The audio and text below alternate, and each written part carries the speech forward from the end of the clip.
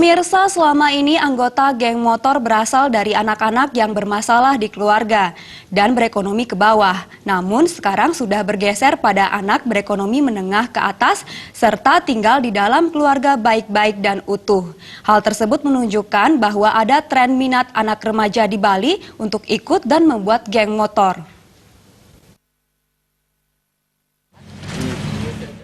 Komisioner Komisi Penyelenggara Pelindungan Anak Daerah Bali, Nilu Gede Yastini mengatakan, pada tahun 2017 sebanyak 32 anak tertangkap melakukan aksi kejahatan jalanan khususnya geng motor. Baru-baru ini ada 7 anak remaja anggota geng motor yang tertangkap karena terbukti melakukan perampokan dan pembunuhan. Latar belakang para anggota geng motor yang selama ini menjadi pengamatan Nilu Gede Yastini berasal dari keluarga broken home, keluarga baik-baik, dan dari perekonomian menengah ke atas hingga perekonomian ke bawah. Jadi tidak bisa digeneralisir mereka berasal dari keluarga broken home. Di tahun 2018, kecenderungan anggota geng motor berasal dari kelas ekonomi menengah ke bawah dan tidak sekolah.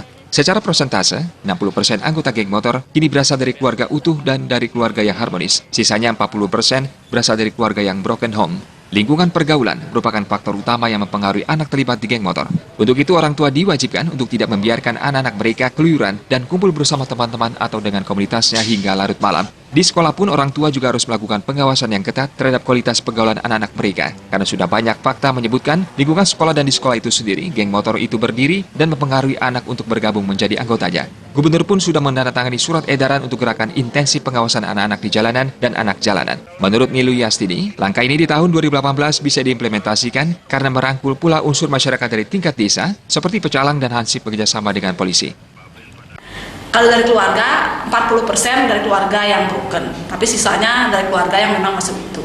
Lingkungan, apakah lingkungan selama ini mensupport mereka untuk menjadi baik?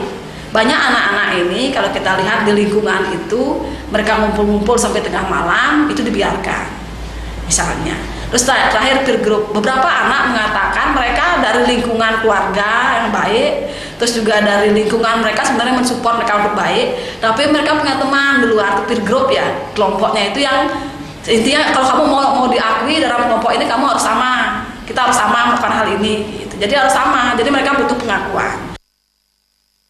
Anak remaja adalah anak yang paling cepat meniru segala sesuatu, salah satunya geng motor, karena dipandang ada jiwa heroiknya di situ. Namun pengimplementasian aksi heroiknya terkadang salah dan cenderung mengarah kepada tindakan kriminal. Oleh sebab itu, perlu anak remaja diberikan bimbingan, mulai dari orang tua, guru, pecalang, hansip, hingga kepolisian, agar jiwa muda yang selalu berkiblat kepada jiwa heroik bisa terarah ke hal yang lebih positif. Gung Krisna, Bali TV.